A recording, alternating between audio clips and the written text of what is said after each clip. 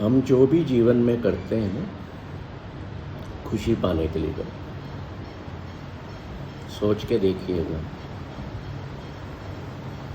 आप शादी करने जा रहे हैं तो क्यों कर रहे हो? कौन दुखी होने के लिए शादी करता है बताइए? है सब सुख पाने और खुशी के लिए करते हैं। पर वो सुख है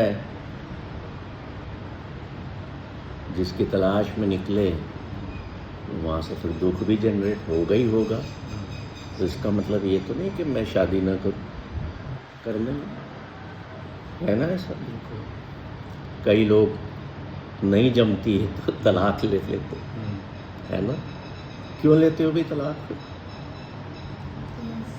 खुशी पाने के लिए।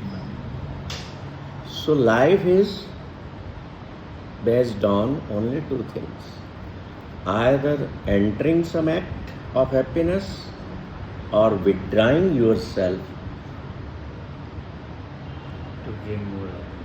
to gain happiness. कोई भी काम करना खुशी पाने के लिए करना, और कोई भी काम छोड़ना, मुझे मज़ा नहीं आ रहा है, इस काम को मैं नहीं करता, मैं दूसरा करूँगा जिसमें मज़ा आएगा। So we all are in the world, all people are seeking for happiness. If Elon Musk joined Donald Trump, it was for his happiness. Now he has seen that I am suffering with huge losses, financial losses, with the company of Donald Trump, so he is withdrawing from them for his financial happiness, है ना? एक मरीज अस्पताल में भर्ती होता है, ठीक होना चाहता हूँ, उसी में मेरी खुशी है ना? कोई अस्पताल नहीं जाना चाहता, स्वस्थ आदमी है, उसको बोलो चल अस्पताल भर्ती कर दो तुझे, तो वो क्या कहेगा? मेरे को क्यों दुख दे रहे हो भाई, मेरी खुशी आपसे देखे नहीं जा रही, मैं स्वस्थ हूँ। So in the whole life, every aspect you do, you perform any act, you do for happiness. कभी खुशी मिल जाती है, कभी नहीं मिलती है, और हम इसमें ही उलझे रहते हैं। आपने नई शर्ट खरीदी, बड़े खुश हैं, आज मैंने नई शर्ट या नया सूट पहना। You purchased that thing out of happiness. पर अब दुख कैसे आया उसमें? किसी ने टोक दिया, अरे यार ये कलर तेरे पे सूट नहीं कर रहा, आ गया दुख। होता है ना? कार खरीदी, अरे ये कौन सा मॉडल ले लिया यार तेने, तो जो 4 दिन में 15 लाख की खुशी थी, मैंने कार खरीदी, वो गायब हो गई। पड़ोसी ने बोल दिया, अरे कौन सी कंपनी उठा लाया यार, इससे तो वो बेहतर थी। तो कहने का मतलब ये है कि सुख जो है वो बाहरी पदार्थों से मिलता है। शारीरिक सुख, the bodily happiness, the bodily pleasure we get from the materials of the world. तो फिर आनंद क्या है, वो कहाँ से मिलता है? वो भीतर से मिलता है। आनंद आपको संसार में ढूंढने पर नहीं मिलेगा, वो कहाँ से मिलेगा? Within. When we travel within, तो हमें आनंद मिलेगा। और सुख पाना है तो बाहर संसार के पदार्थ इकट्ठे करते रहो, आपको सुख मिलते रहेंगे, एंजॉय करते रहो। पर वो ही पदार्थ जो अभी तक सुख दे रहे थे, वो आपको दुख भी अवश्य देंगे ही देंगे, चाहे कुछ भी कर लो, आप बच नहीं सकते। तो हमारा जो आज का टॉपिक है न्यूट्रिशनल साइकियाट्री, है ना? डॉक्टर साहब तो इसका मतलब जानते हैं कि जो हम खाते पीते हैं वो हमारे मन पर कैसा असर करता है। आप अखबारों में भी लेख पढ़ते हैं, यूट्यूब्स पर देखते हैं, है ना, रील्स देखते हैं कि भाई ये मत खाना, इससे ये हो जाएगा। आपको अवेयर किया जा रहा है दुनिया भर में। साइंस ने 100 साल पहले मनोविज्ञान जनरेट किया, उसके पहले तो था नहीं।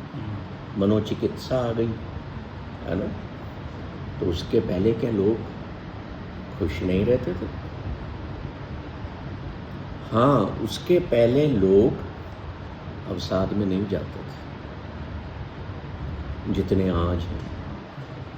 जितने मनोरोग आज लोगों को लगे हुए हैं उतने पहले नहीं थे।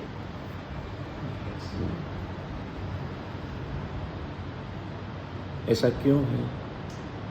ऐसा इसलिए कि हमारी लाइफ स्टाइल खराब हो गई, हमारा खाना पीना बिगड़ गया। और सबसे बड़ी बात, जो हमारी सोचने की जो प्रवृत्ति है, जो हमारी थॉट प्रोसेस है, वो भी खराब हो गई। वैसे तो साइकोलॉजी या साइकेट्री बहुत बड़ा विषय है और मैं उसका कोई विद्यार्थी रहा नहीं। मैं तो अनुभवों पे, जीवन के अनुभवों पे बात करता हूँ। मैंने इस क्षेत्र में इसलिए अनुभव प्राप्त किए कि मेरे पास बहुत सारे लोग जो इन समस्याओं से ग्रस्त हैं वो आते हैं, तो मैं देखता हूँ उनको, उनके हाव भाव देखता हूँ, उनकी पूरी हिस्ट्री लिखता हूँ कि कब उठते हैं, क्या करते हैं, क्या खाते पीते हैं, है ना, कैसे जीवन जीते हैं, कैसे कमाते हैं। उसमें से जो अनुभव हमें मिलते हैं, अगर हम उन पर फोकस करें रादर देन टेक्स्ट बुक्स पर। टेक्स्ट बुक्स तो किनको ज़रूरत है? जिनको उस फील्ड में मास्टर्स करना है, डॉक्टरेट करना है, या डॉक्टर बनना है मेडिकल साइंस का, या जो भी है।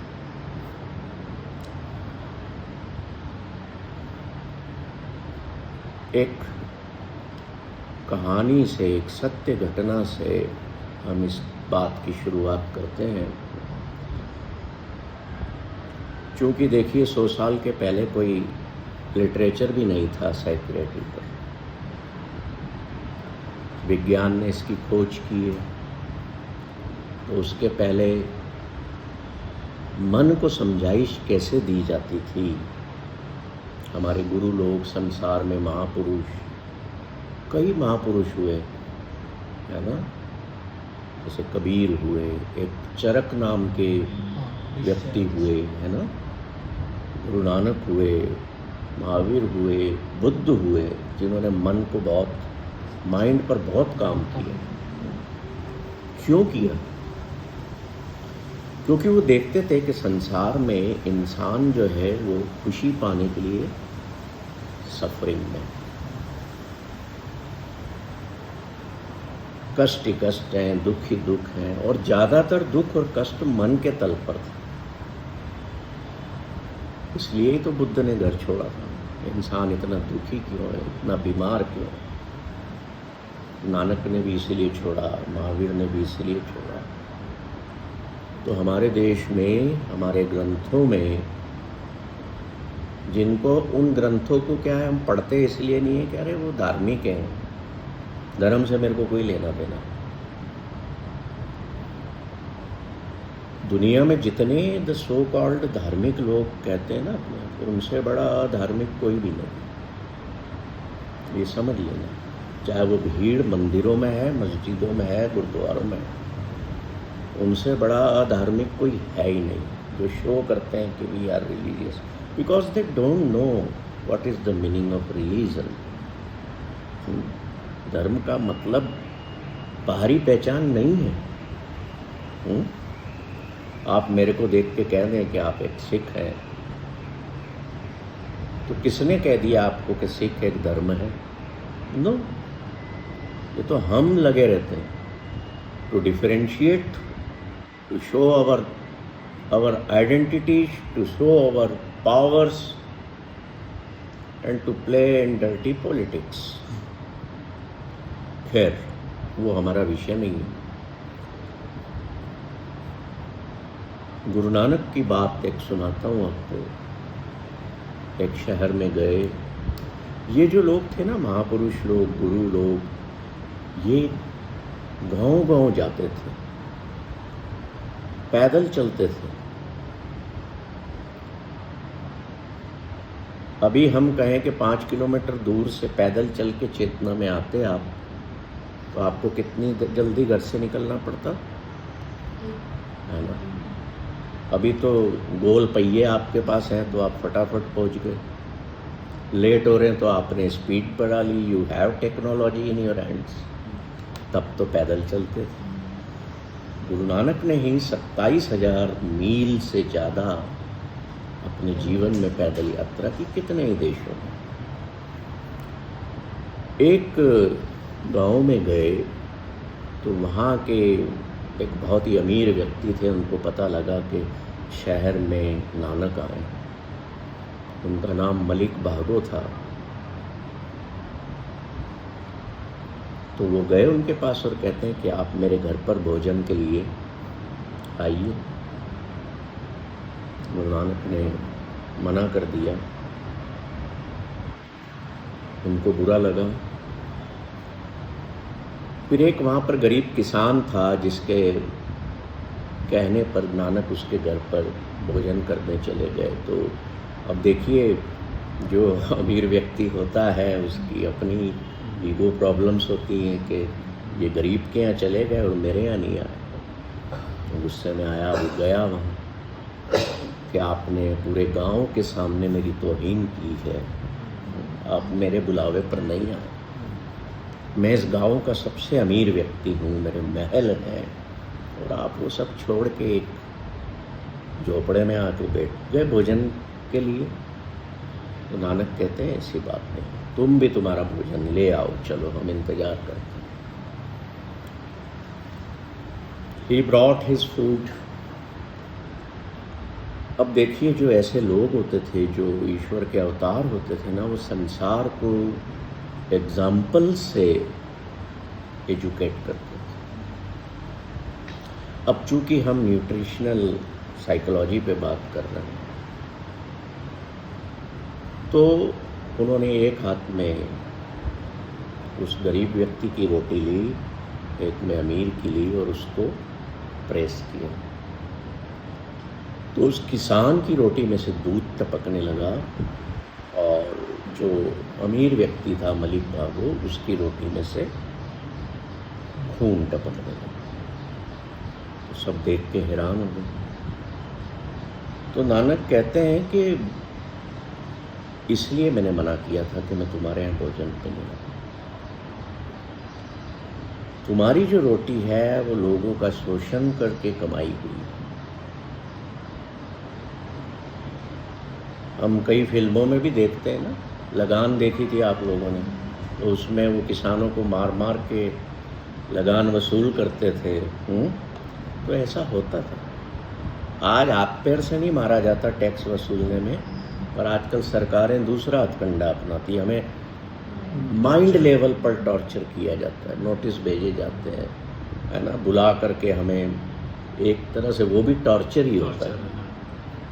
उस टाइम फिजिकल लेवल पर मारपीट करते थे। तो नानक कहते हैं कि तेरा जो भोजन बना है, ये बेईमानी, लोगों को भय दे करके, लूट फसाट करके उससे बना। और इस गरीब किसान का जो भोजन बना है, जो रोटी बनी है, वो मेहनत की है, ईमानदारी की। मैं तेरी रोटी को खाता तो मेरा शरीर भी बीमार होता, मेरे मन में भी विकार पैदा होता। Now see the secretary here, nutritional secretary, कि मेरा मन भी बीमार होता, क्योंकि जिस भाव से और जिस तरीके से तैने धन कमाया था, उसका असर तेरे भोजन से मेरे भीतर आ। आज हम कहते हैं ना घर पे कि भाई कोई संत लोग आ रहे हैं तो उनका हमको लंगर तैयार करना है, भोजन घर पे तैयार करना है, तो शुद्ध होके बड़े प्रेम के भाव से उनका भोजन बनाया जाता है। क्यों? वो भाव भीतर का, शुद्ध भाव से बना हुआ भोजन बहुत स्वादिष्ट होता है और वो पेट में जाने के बाद तकलीफ भी नहीं देता। इसलिए लोग मुझको कई लोग कहते हैं, सर आप गुरुद्वारा कब जाओगे, हमें वहाँ लंगर छकना है, वहाँ बहुत स्वादिष्ट लंगर मिलता है। क्यों होता है स्वादिष्ट? स्वादिष्ट इसलिए होता है, ऐसा नहीं है कि उसमें कुछ स्पेशल डला हो, उसको बनाने का जो भाव है, बस इतनी सी बात। तो Nanak rejected that food due to this reason कि भाई मैं तेरा भोजन खा के अपने शरीर और अपने मन में विकार पैदा नहीं करने दे सकता। अब यहाँ पर देखिए कितनी बातें आ गई इसमें, इस कहानी में, या इस जो हम जिस बात पर हम विचार कर रहे हैं। एक तो ये आ गई कि मेरा कमाने का तरीका कैसा हो,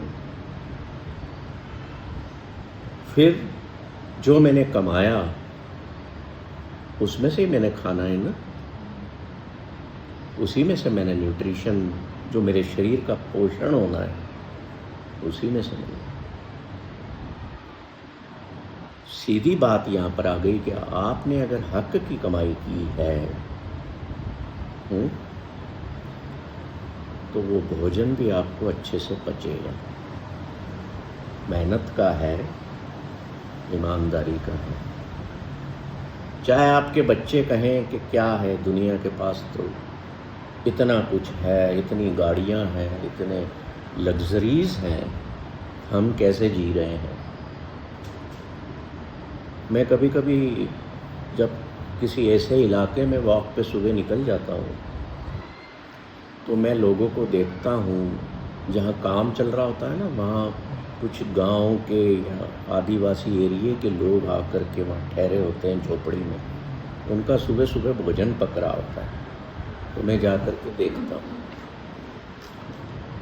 इतनी बड़ी बड़ी रोटियाँ और सब्जी, क्या एक डोंगे में लाल रंग का पानी।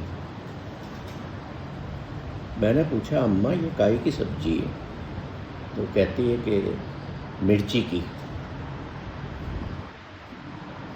उसमें कोई वेजिटेबल नहीं है, उस पानी को उबाल के लाल मिर्ची डाली, नमक डाला, तो वो सब्जी बन गई। और इतनी बड़ी बड़ी, दिन में 3 मील्स लेते हैं वो, सुबह काम लगने के पहले, फिर दोपहर में, फिर रात में। फिर भी कितने तगड़े हैं, कितना मेहनत का काम करते हैं। उन गरीबों के बेचारों के पास में तो फ्रूट्स भी अवेलेबल नहीं, उनके बच्चों को भी वो वही खिलाते हैं। हमारे पास कितना कुछ अवेलेबल है। आपके मेरे घर में फ्रिज भरा है फ्रूट्स, बर्नियाँ ड्राई फ्रूट से भरी हैं, तरह तरह के आपने आइसक्रीम के फ्लेवर रखे हुए हैं या घर बना लेते हो।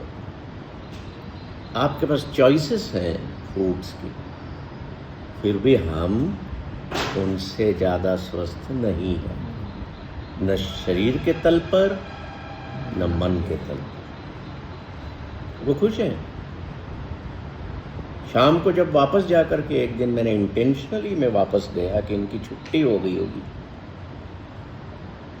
तो एक टूटे हुए पेड़ की डगाल पर वो मजदूर बैठा हुआ, नीचे यहाँ पर ईंट रखी हुई, उस पर तकिया लगाया हुआ, जैसे ईंट का तकिया बना लेते हैं ना, हाथ में मोबाइल है, उस पर गाने सुन रहा है और लेटा हुआ है, एक टांग पे दूसरी टांग रख के मस्ती में। मैंने कहा, भाई आज क्या खा रहे हो शाम को? बोले, वो दाल उबल रही है। मैं कहाँ, तो वो झोपड़ी के उस तरफ मैं चला गया, दाल उबल रही है। हमारे यहाँ काय में बनती है, फटाफट कुकर में 4 सीटी 3 सीटी लगी। अब वो महिला बैठी हुई है और मैं देख रहा हूँ कि दाल बन रही है, और उसके ऊपर मैंने पहली बार देखा जो झाग आ रही थी वो उससे निकाल के बाहर फेंक दिए। मैंने कहा ये क्या कर रहे हो तुम? बोले ये नहीं खाते, जहर है ये।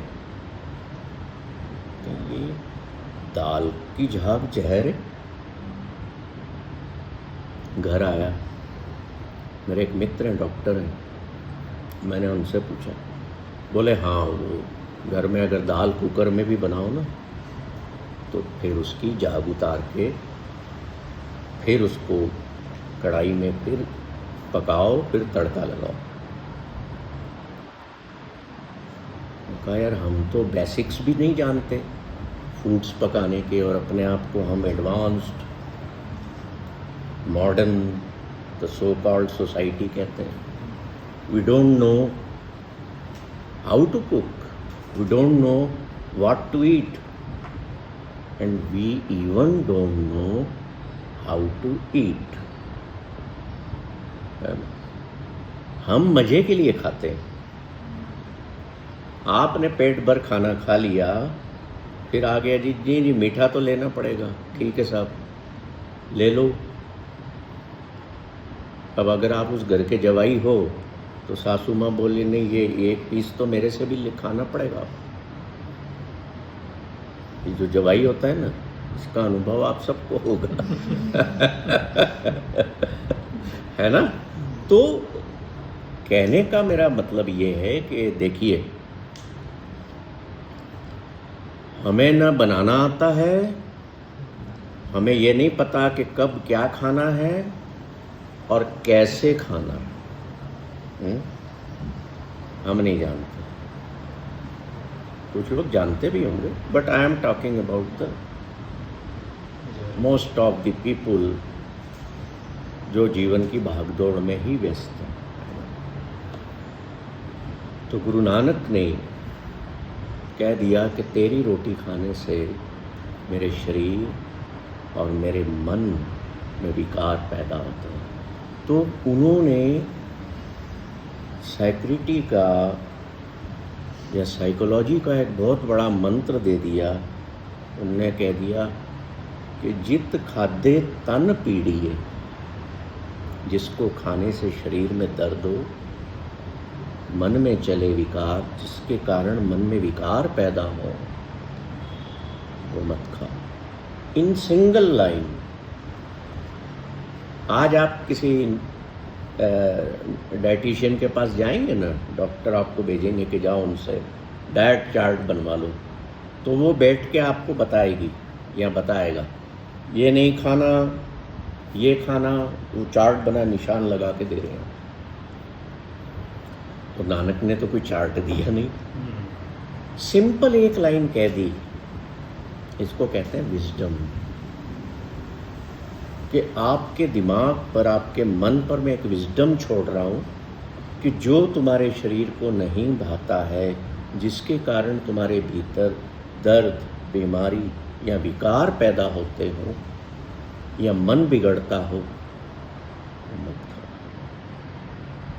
हम उनसे पूछें कि नानक बताओ क्या मैं मांस खा सकता हूँ?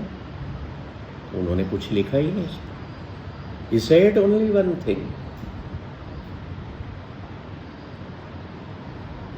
आपने एक हंस को देखा है कभी? मैंने एक जगह देखा था, उसके बाद कभी देखा। तो गुरु नानक कहते हैं कि हंस जो है ना, वो चुन चुन के हीरे मोती खाता है सरोवर में।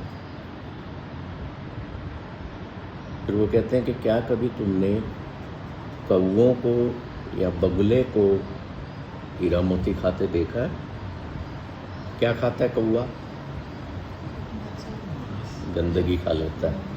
कहीं मरा हुआ चूहा पड़ा है तो उठा के ले जाएगा, कोई जानवर पड़ा है तो उसमें चोंच मारेगा। चील इतनी ऊंचाइयों पर उड़ती है, पर उसकी नज़र नीचे ज़मीन पे गंदगी ढूंढने में रहती है कि कहीं कोई मांस पड़ा हो तो झपट्टा मार के ले जाए। हम इंसान भी ऐसे ही, हमें हाईएस्ट टेक्नोलॉजिकल एडवांसमेंट, हमें मोस्ट मॉडर्न लग्जरियस फैसिलिटीज़ हमें मिली, पर हम खा उस चील की तरह ही गंदगी रहे। अब ये गंदगी कौन सी है, मैं इसके बारे में नहीं बोलूँगा, क्योंकि जो नानक कह रहे हैं कि भाई वो मत खा जो शरीर में दर्द और मन में विकार पैदा करता है। तो अब ये इंडिविजुअल लेवल पर सबको अपना अपना डाइट चार्ट खुद बनाना। तो बड़ा सुंदर कहते हैं कि सरवर अंदर हीरा मोती सो हंसा का खाना, कि मनुष्य तेरे से तो वो हंस समझदार है, तेरे से तो इवन वो कौवा भी समझदार है कि ईश्वर ने उसको जो खाने के लिए निर्मित किया वो वही खा रहा है। कौवा हीरा नहीं खा रहा, मोती नहीं खा रहा। अभी यहाँ कबूतर आ जाएंगे, डक्स आ जाएंगी, है ना, थोड़ी देर में, तो वो जो खाते हैं ना वही खाएंगे। आप उनको बढ़िया जलेबी डाल दो, वो देखेंगे उसको, दूर हट जाएंगे। कुछ तला हुआ डाल दो इन पंछियों को, क्यों भाई? They are aware what to eat, when to eat and how to eat. हम अवेयरनेस में, हमारा जो तल है जीवन का वो पशु पक्षियों से तो ऊंचा है ना। हमने एक मास्टर क्लास में बात की थी, फिर भी हम सही न्यूट्रिशन बॉडी को नहीं देते। क्यों नहीं देते? प्रॉब्लम यहाँ है मन में, प्रॉब्लम संसार में या हमारी थाली में नहीं है।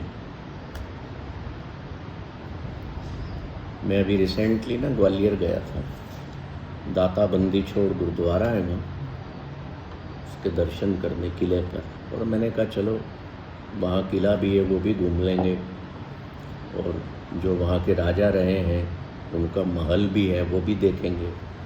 तो उस महल के अंदर में जब घूम रहा था तो एक बहुत बड़ा हॉल, जिसके अंदर बहुत बड़ा डाइनिंग टेबल, उस पर ना पटरी लगी हुई, चांदी की ट्रेन चलती है।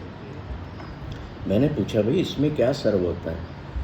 तो उसमें गिलास के ना, कांच के जैसे गिलास है ऐसे वो लगे हुए, पॉट्स लगे हुए, उनमें शराब डाली जाती है, वाइन विस्की जो पीते हैं लोग, और साथ में एक ट्रेन के डब्बे में बर्फ़ होती है, एक ट्रेन के डब्बे में कुछ नमकीन, ऐसे कुछ जो भी फूड वो साथ में लेते हैं, और वो ट्रेन ऐसे चलती रहती है सब गेस्ट के आगे। तो मैंने देखा, मैंने कहा देखो, they have this big palace, they have all kind of luxuries in life, and they are human beings.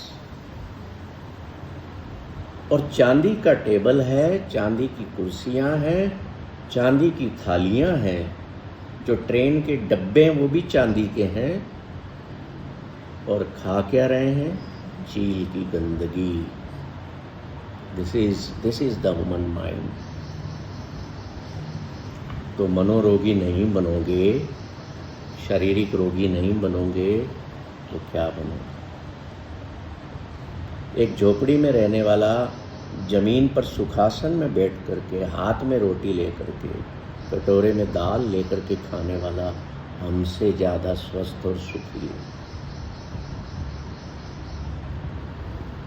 अब आप कहोगे नहीं जी वो भी तो बीमार हो रहे हैं, गाँव से लाइनों की लाइनें साइकियाट्रिस्ट के आ रही हैं। आप देखो गांव के लोग भी होते हैं, तो क्या करें?